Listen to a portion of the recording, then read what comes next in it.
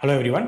In this video, we are going to discuss concept and problems based on averages, ratio and mixtures. இந்த averages நமக்கு already தெரிஞ்சது தான். Sum of the values by number of terms போடுவோம். அதாவது கொடுத்திருக்க எல்லா வேல்யூஸும் add பண்ணிட்டு divide by எத்தனை வேல்யூ ஆட் பண்ணுமோ அந்த நம்பரை டிவைட் பண்ணுவோம். உதாரணத்துக்கு 5 வேல்யூ கொடுத்திருக்காங்கன்னா அந்த 5 வேல்யூ சம் பண்ணிட்டு டிவைட் பை 5 பண்ணுவோம். இதுதான் ஆவரேஜ் உடைய பேசிக் ஃபார்முலா. அதை நம்ம எப்படி ஃபார்முலாவை சொல்லுவோம்னா average equal to sum by n சொல்லுவோம் இல்லையா? So average equal to sum of the values by number of terms. அதான் நம்ம average equal to sum divided by n அப்படின்னு சொல்லுவோம். இந்த averageலயே calculating the average, average increase, average decrease இது மாதிரி variety of problems நம்ம சால்வ் பண்ண போறோம். ஓகே, நெக்ஸ்ட் ரேஷியோல பார்த்தோம்னா comparison ratio a is to b அப்படின்னு கம்பேர் பண்ணா அதுதான் ரேஷியோ. ஸோ இதெல்லாம் நம்ம கம்பேர் பண்ண முடியும். நம்ம கம்பேர் பண்ற குவான்டிட்டி ரெண்டுமே ஒரே யூனிட்ல இருக்கணும். உதாரணத்துக்கு தண்ணியும் பாலும் கம்பேர் பண்ணலாம், சர்க்கரையும் அரிசியும் கம்பேர் பண்ணலாம். சர்க்கரையும் தண்ணியும் கம்பேர் பண்ணக்கூடாது, ஏன்னா சர்க்கரைன்றது கிலோகிராம் சொல்லுவோம், தண்ணின்றது லிட்டர்ஸ் சொல்லுவோம். ஸோ ரெண்டுத்தையும் கம்பேர் பண்ணி ரேஷியோ கொண்டு வர முடியாது. ஸோ பேசிக்கா ரேஷியோன்றது என்னன்னா ரெண்டு யூனிட் கம்பேர் பண்ண போறோம், அது ரெண்டுடைய பேஸ் யூனிட் இல்ல ஸ்கேலிங் அளவு வந்து ஒரே ஸ்கேலிங் அளவா இருக்கணும், அப்பதான் கம்பேர் பண்ண முடியும். Speed of the cars compare பண்ணலாம், kilogram of rice and sugar compare பண்ணலாம், பிரைஸ் ஆஃப் வெஹிக்கல்ஸ் கம்பேர் பண்ணலாம், காயின் வேல்யூஸ் கம்பேர் பண்ணுவோம். ஸோ இது மாதிரி டிஃப்ரெண்ட் ரேஷியோஸ் கம்பேர் பண்ணுவோம். சரி, அப்போ ப்ரொபோர்ஷன் தான் என்ன? ப்ரொபோர்ஷன்றது இந்த ரேஷியோன்றது கம்பாரிசன். இப்போ ஏ கியூல இருக்கு, பி கியூல இருக்கு, ஆனந்த் வச்சிருக்கான், பாபுல வச்சிருக்கான்னு சொல்லுவோம். அப்ப ஆனந்தோடைய பங்கு மட்டும் என்ன? What is the share of Anand? ஆனந்தோட பங்கு என்னன்னு சொன்னா அதை நம்ம ப்ரொபோர்ஷனா எழுதுவோம். A upon A plus B. மொத்தமா ஏ பிளஸ் பி ரேஷியோ இருக்கும், அதுல ஏ மட்டும் எவ்வளவுன்றதுதான் ப்ரொபோர்ஷன். ப்ரொபோர்ஷனேட் ஒன்று கேள்விப்பட்டிருப்போம். ப்ரொபோர்ஷனேட் அப்படின்றதுனா அதே மடங்குல மல்டிப்ளை ஆகிட்டே போறது, அந்த பெருக்கல் பலன் வந்து ஒரே மடங்கா இருக்கணும். உதாரணத்துக்கு ஜாமெட்ரிக் ப்ரோக்ரஷன் படிச்சிருப்போம். ஸோ அந்த ஜாமெட்ரிக் ப்ரோக்ரஷன் என்னன்னா அது ப்ரொபோர்ஷனேட்டே போகும் வேல்யூ. இப்போ 1 அப்புறம் 2 சொல்றோம்னா அடுத்து 4ன்றோம்னா அப்போ அடுத்த வேல்யூ 8 வரணும், ஏன்னா எல்லாமே ஒரே ப்ரொபோர்ஷனேட்ல போயிட்டு இருக்குது. ஸோ இது ப்ரொபோர்ஷனேட் சொல்லுவோம். இங்க நம்ம பார்க்கறது ப்ரொபோர்ஷன், மொத்த ரேஷியோல இந்த பங்கு மட்டும் எவ்வளோ அப்படின்னு பார்க்கறதா ப்ரொபோர்ஷன். இந்த ரேஷியோடைய அப்ளிகேஷன் சொல்லலாம். மிக்சர்ஸ் அண்ட் அலிகேஷன்ல இந்த ரேஷியோடைய அப்ளிகேஷன் சால்வ் பண்ணுவோம். ஸோ இந்த டாபிக் எல்லாமே ப்ராப்ளம் சால்வ் பண்ண தான் நமக்கு அந்த ஐடியாவும் கிளாரிட்டி நல்லா இருக்கும். ஓகேவா? அதே மாதிரி தான் ஆவரேஜ்லையுமே நிறைய சம் சால்வ் பண்ணும்போது அந்த ஐடியாவும் கிளாரிட்டியும் நமக்கு ஈஸியா புரியும். அதை விட முக்கியம் கொடுத்துருக்க சம்ம எப்படி குயிக்கா சால்வ் பண்ண போறோம் அதுவும் நம்ம முக்கியமா தெரிஞ்சுக்கணும். ஓகேவா? இப்போ உதாரணத்துக்கு ஆவரேஜ் ஆஃப் 5 நம்பர்ஸ் எடுத்துப்போம். 10, 12, 14, 16, 18 இருக்குன்னு வச்சுக்கோங்க. இதோட ஆவரேஜ் எனக்கு வேணும். பொதுவாக ஆவரேஜ் என்ன பண்ணலாம்? Sum of the values divide by number of terms பண்ணலாம். ஆனா இல்ல சில நுணுக்கங்கள் நம்ம தெரிஞ்சுக்கிட்டோம்னா ரொம்ப குயிக்கா ஆன்சர் சால்வ் பண்ண முடியும். உதாரணத்துக்கு இந்த நம்பர் எல்லாம் ஒரே கேப்ல இருக்கு பாருங்க. நம்பர் இங்கேயும் 2 இன்க்ரீஸ் இருக்கு, 2 2 2. இது மாதிரி டர்ம்ஸ் நம்ம என்ன சொல்லுவோம்? ஏபி கூட்டுத்தொடர்னு படிச்சிருப்போம், அரித்மெட்டிக் ப்ரோக்ரஷன் அப்படின்னு. இது மாதிரி 5 டர்ம்ஸ் 5 நம்பர் ஏபில கொடுத்திருந்து அதோட ஆவரேஜ் என்னன்னு கேட்டாங்கன்னா நம்ம டைரக்டா ஷார்ட்கட்ல கண்டுபிடிக்கலாம். மிடில் டேர்ம் தான் ஆவரேஜ், நடுவில் இருக்க வேல்யூ தான் ஆவரேஜ். அதாவது இந்த 5 டேர்முக்கும் எல்லாமே வந்து கூட்டுத்தொடர்ல இருக்கு, ஏபின்னு சொல்லுவோம் இல்லையா, அரித்மெட்டிக் ப்ரோக்ரஷன் இருக்கு. அப்படி இருக்கும்போது ஆவரேஜ் வந்து டைரக்டா மிடில் டேர்ம் சொல்லிடலாம். சரி, இங்க 5 டேர்ம் இருந்து மிடில் டேர்ம் சொல்லிட்டோம். ஒருவேளை 6வது இன்னொரு டேர்ம் இருக்கு, 20ன்னு ஒரு டேர்ம் இருக்கு வச்சுப்போம். இப்போ 6 டேர்ம் இருக்கு, அப்ப மிடில் டேர்ம் என்னன்னா நடுவுக்கு 2 மிடில் டேர்முக்கும் ஆவரேஜ் கண்டுபிடிச்சா போதும். ஏன்னா 5 டேர்ம் இருந்தா ஒரே ஒரு மிடில் டேர்ம் தான் இருக்கும், ஆனா 6 டேர்ம் இருந்தா 2 மிடில் டேர்ம் இருக்கும். அப்ப என்ன பண்ணுவோம்னா இந்த மாதிரி கேஸ்ல ஆவரேஜ்ன்றது sum of the middle two values divide by 2 பண்ணா போதும். நடுவுக்கு 2 வேல்யூவை கூட்டிட்டு divide by 2 பண்ணா ஆன்சர் கிடைச்சிரும். அந்த வகையில் என்ன கிடைக்கும்? 15. 14 plus 16 30 divide by 2 பண்ணா 15 கிடைக்கும். ஸோ இது ஷார்ட்கட். எப்பெல்லாம் கொடுத்துருக்க டேர்ம்ஸ் ஈக்குவல் இன்டர்வல் இருக்குன்னு சொல்லுவோம், அதுதான் கூட்டுத்தொடர்னு பேரு, ஏபின்னு சொல்லுவோம். ஏபியில் இருக்கோ அப்பெல்லாம் அதோடைய ஆவரேஜ் மிடில் டேர்ம் சொல்லிடலாம். இதை பேஸ் பண்ணி நம்ம சில ஜெனரல் ஆன்சர்ஸ் எப்பவுமே தெரிஞ்சுக்கலாம். Average of first n odd numbers. Average of first n odd numbers னா 1ல ஆரம்பிச்சிருக்கிற n வரைக்கும் இருக்கிற odd numbers மட்டும் எடுத்துக்கிறோம். ஓகேங்களா? ஒற்றை இலக்க எண்கள் சொல்லுவோம் தமிழ்ல, அந்த ஒற்றை இலக்க எண்கள் மட்டும் எடுத்துக்கிறோம். சோ இப்போ 1 2 3 எடுத்துக்கிட்டோம்னா அது ஆவரேஜ் என்ன? அது ஆவரேஜ் வந்து n ஆவே இருக்கும். எப்பவுமே 3 நம்பர் எடுத்துக்கிட்டா ஆவரேஜ் 3ஆ இருக்கும். இப்போ 1 2 3ன்றது வந்து நேச்சுரல் நம்பர்ஸ். அப்ப நம்ம ஒற்றை இலக்க எண் எடுக்கும்போது என்ன இருக்கும்? 1 3 5 1 3 5 இதுதான் முதல் 3 ஒற்றை இலக்க எண்கள். இங்கிலீஷ் சொல்லணும்னா ஃபர்ஸ்ட் 3 ஆட் நம்பர்ஸ் 1 3 5 இதோட ஆவரேஜ் 3 தான் வரும். ஏன்னா ஆல்ரெடி நம்ம பார்த்துட்டோம் ஒரு பேசிக் ரூல், நம்பர்ஸ்லாம் ஈக்குவல் கேப்ல இருந்துச்சுன்னா ஆவரேஜ் மிடில் டேர்ம் அப்படின்னு. அந்த பிரின்சிபல் இந்த ஷார்ட்கட் யூஸ் ஆகுது. First n odd numbers, odd numbers எல்லாமே எப்படி இருக்கும், இன்டர்வல் ஈக்குவலா இருக்கும். 1 3 5ன்றது வந்து 2 கேப்பா இருக்கும். இதுல முக்கியமான விஷயம் என்னன்னா ஃபர்ஸ்ட் n ஆட் நம்பர்ஸ், அதாவது 1ல இருந்து ஆரம்பிக்கணும். நம்ம 3 5 7 ஆரம்பிச்சுட்டு அப்பயும் ஆவரேஜ் 3 சொல்லக்கூடாது, தப்பு. ஃபர்ஸ்ட் நம்பர்ல ஆரம்பிக்கணும். யார் ஃபர்ஸ்ட் ஆட் நம்பர் 1, அப்போ 1ல ஆரம்பிச்சு முதல் 10 ஆட் நம்பர் எடுத்துட்டோம்னா அப்ப ஆவரேஜ் 10ன்னு வந்துடும். முதல் 100 ஆட் நம்பர் எடுத்துட்டோம்னா அப்ப ஆவரேஜ் 100ன்னு வந்துடும். சோ இது ஒரு இம்பார்ட்டன்ட் ஷார்ட்கட். ஒருவேளை எக்ஸாம்ல what is the average of first 99 odd numbers கேட்டாங்கன்னா ஆன்சர் 99. ஒரே செகண்ட்ல ஆன்சர் பண்ணலாம்.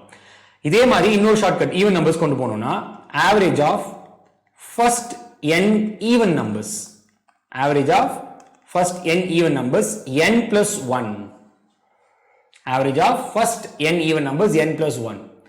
மறுபடியும் கவனிக்கணும், first n even numbers, first even number யாரு 2. சோ 2ல இருந்து ஆரம்பிச்சு இப்போ 10 even நம்பர் கொண்டு போறோம் வெச்சுக்கோங்க. யார் வரும் 10வது நம்பரா 20வது நம்பர் வரும். 2 4 6 8 10 12 14 16 18 20 வரும். சோ இந்த மாதிரி நமக்கு 10 ஈவன் நம்பர் எடுத்துக்கிறோம் அப்படின்னா அதோட ஆவரேஜ் என்னவா இருக்கும், 11 இருக்கும், n plus 1. So 100 even number எடுத்துக்கிறோம். What is average of first 100 even numbers கேட்டானா ஆன்சர் 101. சோ இந்த மாதிரி சில ஷார்ட்கட் நம்ம தெரிஞ்சுக்கிட்டோம்னா ஆவரேஜ் क्वेश्चन நம்ம ஈஸியா சால்வ் பண்ணலாம். இது வந்து நுணுக்கங்கள் தெரிஞ்சுக்கிறதுல ரொம்ப முக்கியமான விஷயம். அப்புறம் இன்க்ரீஸ் டிக்ரீஸ் சொன்னோம் இல்லையா, ஆவரேஜ் உயர்கிறது ஆவரேஜ் குறைகிறதுன்னு சொல்லுவோம். அந்த மாதிரி சம்ல என்ன எக்ஸாம்பிள் இருக்கும்னா ஆவரேஜ் ஆஃப் இல்ல ஆவரேஜ் ஏஜ் ஆஃப்னு கிளியரா சொல்றீங்க. Average age of 5 boys increased by 2 when 6th boy whose age 24 is included. Find the original average before inclusion. அதாவது இந்த 6வது பையனை சேர்க்கிறதுக்கு முன்னாடி ஒரு ஆவரேஜ் இருக்கும் இல்லையா, அந்த ஆவரேஜ் கண்டுபிடிக்க போறோம். Find the original average. சரி, எப்படி கண்டுபிடிக்கலாம்? 6வது ஒரு பையனை ஆட் பண்ணதுனால ஆவரேஜ் அதிகமாக இருக்கு. சோ 6வது ஒரு பையனை ஆட் பண்ணும்போது ஆவரேஜ் அதிகமாகுது அப்படின்னா அந்த 6வது பையனுடைய வேல்யூ ஏற்கனவே அந்த ஆவரேஜ் அதிகம். இதான் முதல் குறிப்பு.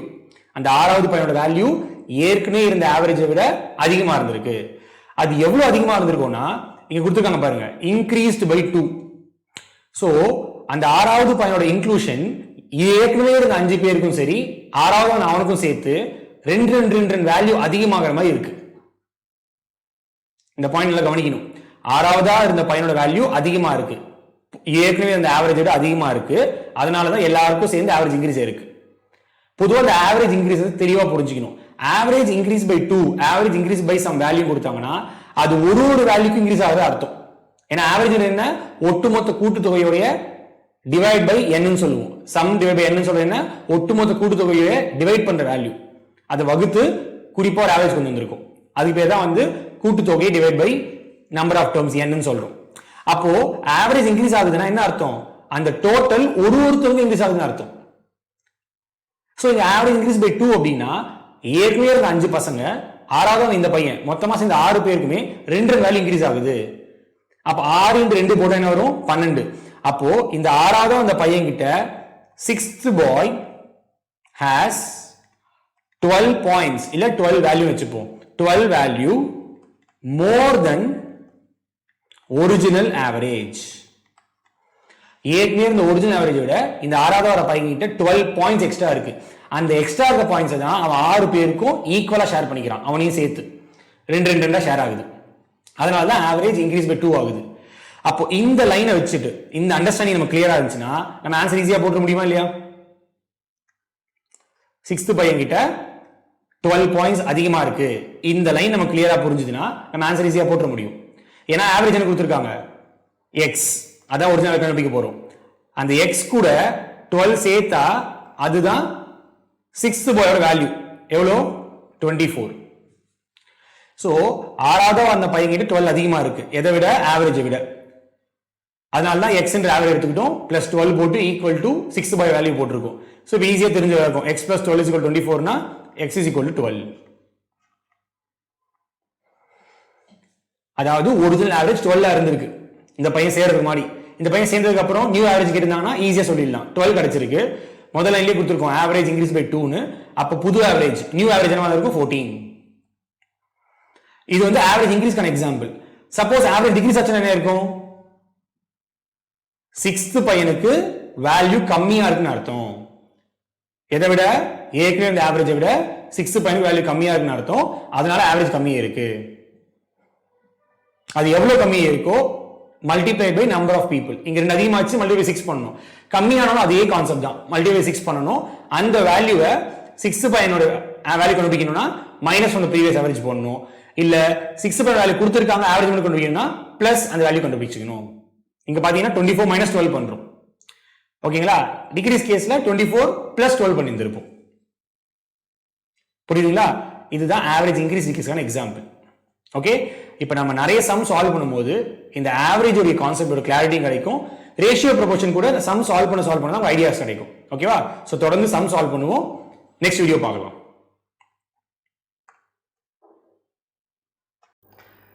இப்போ நம்ம பார்க்க போற ஃபர்ஸ்ட் சம்ல என்ன கொடுத்திருக்காங்க? Average time taken by 11 persons to do a particular work is 27 days. Find the average time taken by 6 persons to do the same work. So 11 பேர் வேலை செய்யறதுக்கான average time கொடுத்திருக்காங்க 27 days. Average time taken by 6 persons to do the same work. அப்ப என்ன பண்ணணும்? 11 பேர் அந்த வேலையை 27 நாள் செய்யறாங்கன்னா ஒட்டுமொத்த நேரம் எவ்வளவு ஆகுது? நம்பர் ஆஃப் டேஸ் கணக்கு போறோம் ஒட்டுமொத்தமா. சோ என்ன சொல்லியிருந்தேன் நான் already formula average equal to sum of the values by number of terms சொல்லிருந்தோம் இல்லையா? சோ இங்க sum of values என்னன்னா total time taken, ஒட்டுமொத்த நேரம். ஆவரேஜ் கொடுத்திருக்காங்க, average time 27 days கொடுத்திருக்காங்க. number of person கொடுத்திருக்காங்களா? 11 பேர். சோ அப்போ total time ன்றதுதான் இங்க sum. total time என்னவா இருக்கும்? 11 into 27 297. இப்போ இதே வேலையை 6 பேர் தான் பண்ண போறாங்க. What is average time taken? மறுபடியும் நம்ம ஆவரேஜ் கண்டுபிடிக்க போறோம். Average time taken by 6 persons. 6 பேர் இந்த வேலையை பண்ணும்போது எவ்வளவு நேரம் ஆகும்? So 297 divide by 6. மொத்த நேரத்தை 6 பேர் வச்சு டிவைட் பண்றோம். எனக்கு கொடுத்திருக்கிறது 6 persons இல்லையா? அப்ப என்ன வரும் நமக்கு? 4 6 are 24. மீதி இருக்கிறது 5. 57ல 9 6 are 54. மீதி இருக்கிறது 3. 3/6 என்ன எழுதலாம்? 1/2 எழுதலாம். சோ ஆப்ஷன் C ன்னு சொல்லலாம், இல்ல ஆப்ஷன் 3 ன்னு சொல்லலாம். 47 1/2 தான் ரைட் ஆன்சர். இது ஒரு basic example. Average equal to sum of the values by number of terms apply பண்ணி டைரக்டா சால்வ் பண்ற ஐடியா. ஓகே, நெக்ஸ்ட் சம் பாப்போமா?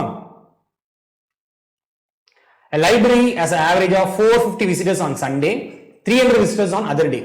சோ சண்டே மட்டும் அதிகமா வராங்க 450 பேர், மற்ற நாட்கள்ல 300 பேர் தான் வராங்க.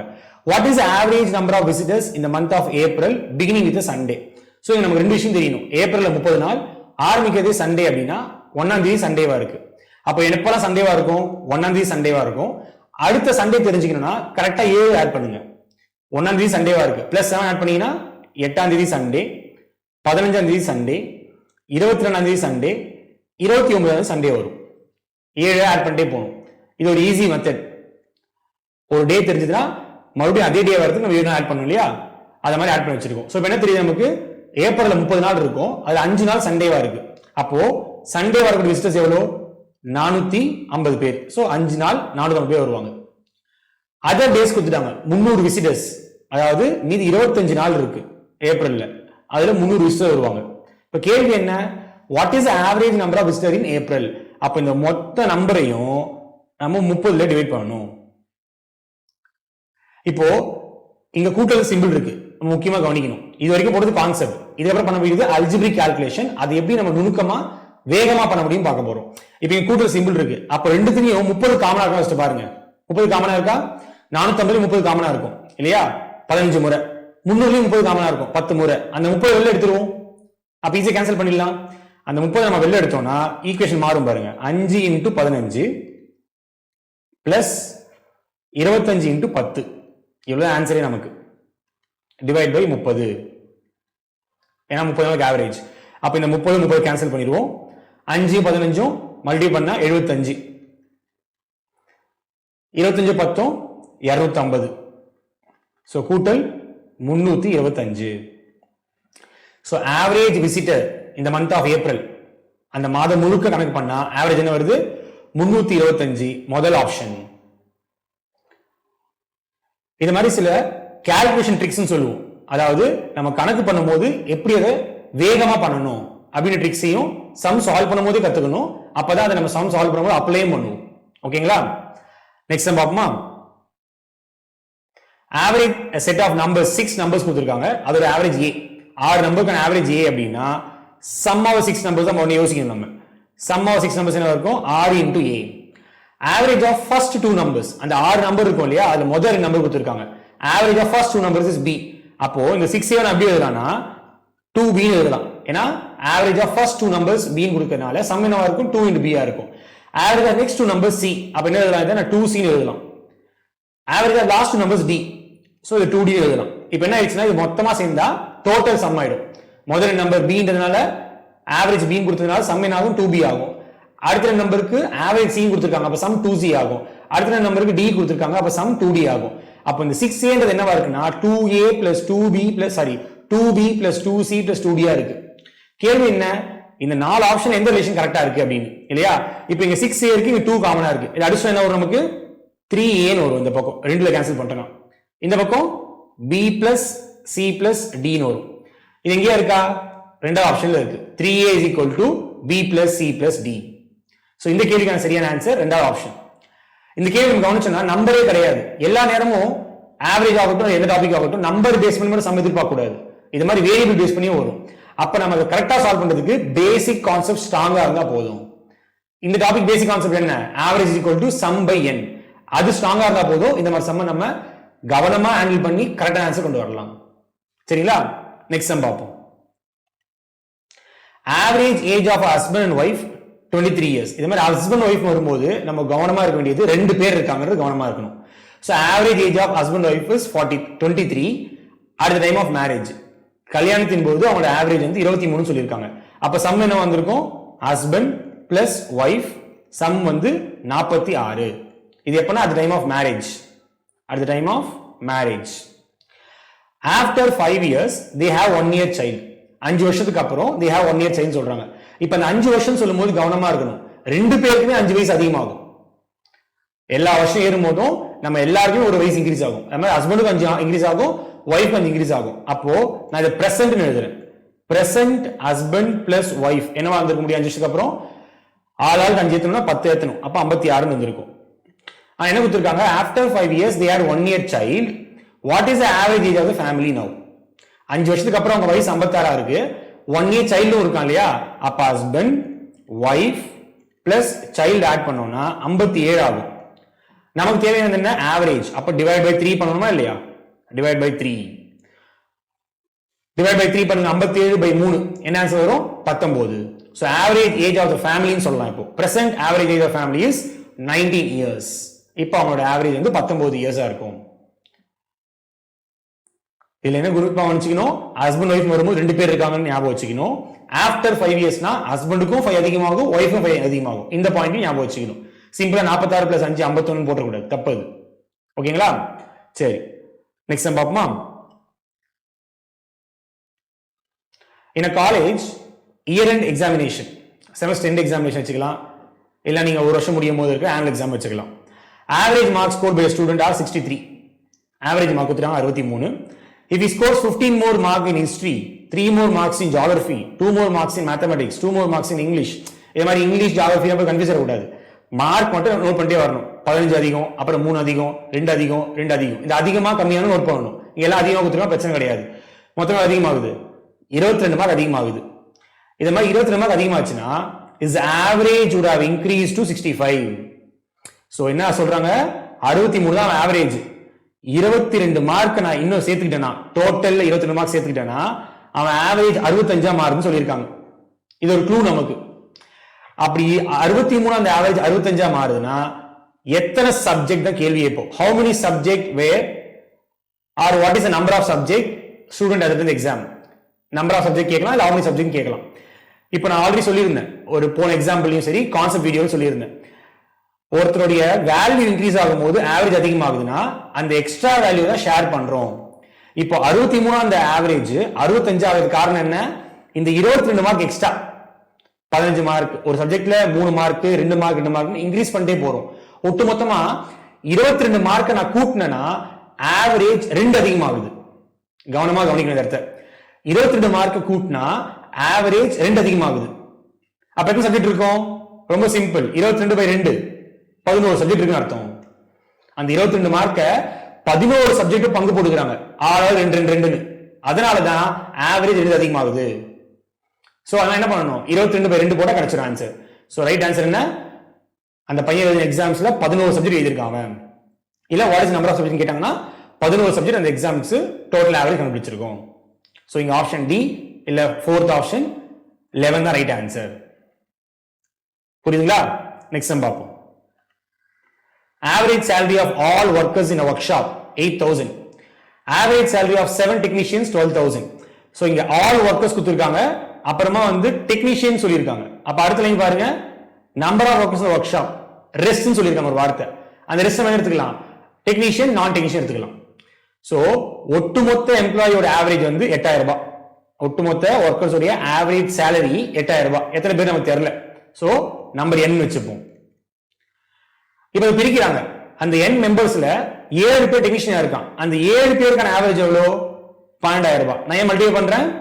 ஆவரேஜ் மல்டிப்ளை பை நம்பர் போட டோட்டல் கிடைச்சிடும். ஏன்னா ஆவரேஜ்ன்றது என்ன? Sum divide by n, total divide by n. சரிங்களா? அப்ப டோட்டல் வேணும்னா ஆவரேஜ் இன்டு n பண்ணணும். சோ 7 12,000 பண்ணிடுவோம்.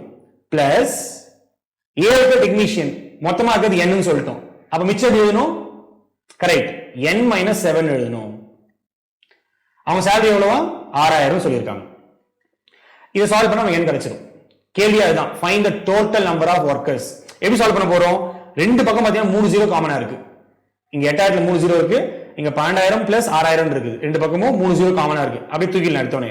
அப்போ 8n equal to 7 into 12 84 plus n minus 76 6n minus 42 ஆகும். 84 42 சரி பாதி. 8n minus 6n போட 2n வந்துடும். ஸோ 2n 42, அப்ப n வந்து 21. ஸோ அந்த கம்பெனிகளுக்கு ஒட்டுமொத்த எம்ப்ளாயோட எண்ணிக்கை 21. ஆப்ஷன் 2ல கொடுத்துருக்காங்க, ஆப்ஷன் பின்னு சொல்லலாம். ஆப்ஷன் பி 21 தான் ரைட் ஆன்சர். இந்த சம பொறுத்த வரைக்கும் இந்த ஈக்குவேஷன் ஃபார்ம் பண்றது தான் முக்கியம். இதை நம்ம சால்வ் பண்ணிட்டோம்னா ஈஸி ஆன்சர் கிடைச்சிடும். இது அலிகேஷன் மெத்தட்லயும் போடுவோம். நம்ம அது அலிகேஷன் சம் சால்வ் பண்ணுவோம், உங்களுக்கு புரியும். ஓகேங்களா? அப்ப இந்த சம்ம நம்ம ரீகால் பண்ணலாம். ஓகே, ஒட்டுமொத்த சேலரி 8,000 கொடுத்துருக்கான், டெக்னீஷியன் 12,000, நான் டெக்னீஷியன் 6,000. அப்ப எப்படி நம்ம டோட்டல் கண்டுபிடிக்கலாம் அதையும் நம்ம பார்ப்போம். சரிங்களா? சரி, நெக்ஸ்ட் சம் போவோமா? Average height of Hari, Nandu, Unitha. இந்த ஹரி, நந்து, உனிதான்றதுலாம் அவங்க பேர் முக்கியம் இல்லை. அப்ப 3 பேர் இருக்கான். Average height 45. சரிங்களா? அந்த முதல் எழுத்து மட்டும் எடுத்துக்கிறேன். சம் என்னவா இருக்கும்? 45 into 3 135. இதுதான் வந்து sum of the height of Hari, Nandu, Unitha வச்சுக்குவோம். It is found average of Hari and Nandu, அதாவது முதல் 2 பேர் இருக்காங்க இல்லையா, h plus n வச்சுப்போம். 40 சென்டிமீட்டர். அப்ப சம் எவ்வளோ? 80 சென்டிமீட்டர். இப்ப ஈஸியா புரிஞ்சு பாருங்க. இதை வச்சு நம்ம உனிதா சொல்லிடலாம் 55 அப்படின்னு. கேள்வி கவனிப்போம். Average height of Nandu and Unitha 43. Nandu, Unitha average 43. அப்ப சம் எவ்வளோ? 86. நமக்கு இது ரெண்டு சால்வ் பண்ணாலே தெரிஞ்சிருச்சு. உனிதா வந்து 55, அது இங்க சப்ஸ்டிட் பண்ண தெரிஞ்சிடும். 86 மைனஸ் 55 எவ்வளோ? 31. இது வந்து நந்திதா. அப்ப கண்டிப்பா நம்ம ஹரின்னு தெரிஞ்சிடும். மீதி 49. கேள்வி என்னன்னு பார்ப்போம். Find the height of Unitha. So Unitha height கண்டுபிடிக்கிறதுக்கு 2 தேவையே இல்லை. ஆக்சுவலா நான் உங்களுக்கு எழுதி காமிச்ச காரணம் 3 பேரையும் சொல்ல முடியும். உனிதா 55, நந்து 31, ஹரி 49, 3 பேரும் கண்டுபிடிக்க முடியும். ஆனா இந்த கேள்விக்கு நம்ம உனிதா மட்டும் போதும் போது முதல் ஈக்குவேஷன் முடிஞ்ச answer 55 centimetre. Height of Unitha 55 centimetre. புரியுதுங்களா? நெக்ஸ்ட் சம் பார்ப்போம். A programmer works for 8 hours a day from Monday to Saturday. 6 நாள் ஆகுது 8 hours ஒர்க் பண்றான். அப்பனா 48 மணி நேரம் ஒர்க் பண்ணிட்டான். இந்த மாதிரி என்ன பாயிண்ட்ஸ் உடனே எழுதிக்கணும். ஆப்டிடியூட் சால்வ் பண்ணும்போது குறிப்பா CSAT SSC சால்வ் பண்ணும்போது என்ன பண்ணணும்னா நம்ம குயிக்கா எந்த பாயிண்ட்ஸ்லாம் வந்து क्वेश्चनல இல்லாத எழுத முடியும் எழுதிக்கணும். அப்பதான் நம்ம வேகமா சால்வ் பண்ண முடியும். 8 hours per day Monday to Saturday. Okay 6 நாள் ஆச்சு 48 மணி நேரம் ஒர்க் பண்ணிருக்கான். He spends 1/4 of his time for flow chart. இல்ல 1/4 எவ்வளோ 12 hours. எதுக்கு போறான் flow chartக்கு. 3/8 of his time கொடுத்திருக்காங்க. நல்லா கவனிக்கணும். 3/8 of his time கோடிங்னு. ரிமைனிங்ல சொல்லவே இல்ல. 3/8 டேட்டா கொடுத்திருக்கான். அப்ப டோட்டலி மறுபடியும் டிவைட் பண்ணலாம் நீங்க. 3/8 of 48 எவ்வளோ 8 43 கேன்சல் ஆயிடும் 6 முறை 3 18. சோ 18 மணி நேரம் கோடிங்க்கு போகுது. 12 18 சேர்த்தா 30 ஆச்சு. மீதி எவ்வளோ அதே 18 மணி நேரம் மிச்சம் இருக்குது. ரெஸ்ட் டைம் கொடுத்திருக்காங்க debugging. Rest of time for debugging. மீதி இருக்கிறது 18 நமக்கு தெரியும். சோ அது debugging. In a week, how many hours did he spend on debugging? கவனிச்சீங்களா நம்ம இந்த 8 hour 48 ன்னு போடுறதுடைய பிரதிபலன் இதை நம்ம ஸ்டெப் பை ஸ்டெப் டிவைட் பண்ணிட்டோம். அப்ப ஆன்சர் ஆட்ட மார்க் பண்ணிடலாம். இப்போ in a week how many hours did he spend on debugging? இத பார்த்தா நமக்கு ஈஸியா தெரியும். ஆப்ஷன் பி இல்ல ரெண்டாவது ஆப்ஷன் சொல்லலாம். 18 மணி நேரம் டீபக்கிங் போட்டிருக்காங்க.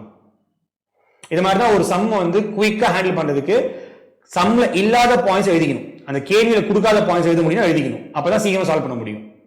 சரிங்களா? நெக்ஸ்ட் சம் பார்ப்போம். A mixture of water and milk contains 75% milk.